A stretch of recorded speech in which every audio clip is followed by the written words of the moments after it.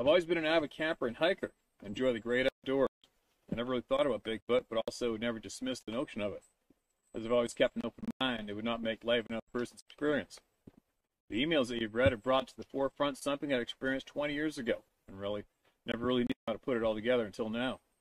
July 20, 2001, I packed up the family, ex-girlfriend of the 2 kids, me and my daughter, ages 8, 9, and 10. My daughter being the youngest. We had a point of going camping 2 or 3 times each summer. This time we went up to one of our favorite campgrounds in Peninsula National Park in Ontario. We also had some friends with their families attending this trip. Altogether, we had 4 campsites relatively close to one another. When we arrived at the park rangers informed me that they had a rogue black bear in the park they didn't recognize that had been causing a nuisance, and that we needed to take precautions. They handed me a pamphlet on bear-proofing our campsite, and then we proceeded to our site to set up camp.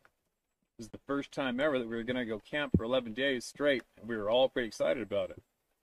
One of the families that came camping with us consisted of mom and daughter only, on their own site. After the first night of camping, we got up and found that we had a bear on our site overnight, and it tried to get into my locked-up truck to get to our stowed food. Another one of our friends had a bear get into the back of his truck and ate his trail mix. Bear prints were everywhere, all up and down our trucks. The single mom and daughter pulled up in the car and said, "We're not staying here another night." Apparently they had something outside their tent most of the night, rubbing up against the tent, making strange sounds, what seemed like pebbles and twigs being thrown at the tent. And there's mosquitoes, they're out. Bloodsuckers. The second night, as we were all around the campfire, I kept getting the feeling that we were being watched. Something was telling me that we needed to leave. We never left. However, the first time ever, I slept with a large knife on one side of me and a hatchet on the other. In the middle of the night, I had to go for a piss. Now, normally I would walk down to the outhouse, but for some reason I didn't feel comfortable with taking that walk. So I stepped to the side of our site, and as I was doing my deed, I felt the same feeling. I was being watched. Such an uncomfortable feeling overwhelmed me. It was so dark out, to the point that I put my free hand up in front of my face and I couldn't see it. All I kept thinking was, there could be anything right here and I wouldn't know it.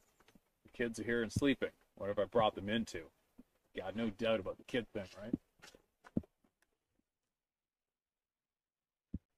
I just make sure there's no groggy grizzly bear walking up behind me, so obviously you guys can't tell me to turn around, right? I stayed up for the rest of the night in front of the campfire to keep watching, and that feeling never left.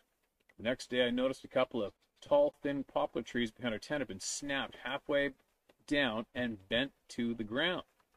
The break point was about 7 feet up. I thought that was odd. How could a bear have done that?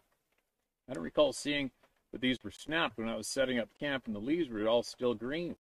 I didn't see tracks of any kind, nor did I hear these trees being snapped. Odd.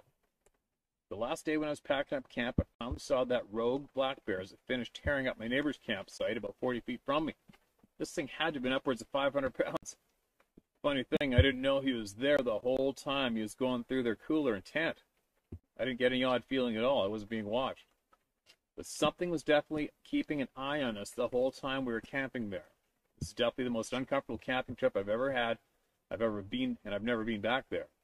Anyway, thanks for listening to me and keep up the great work. It's nice that people have a place to talk about things without being ridiculed. Take care out there, Craig. Thanks, Craig.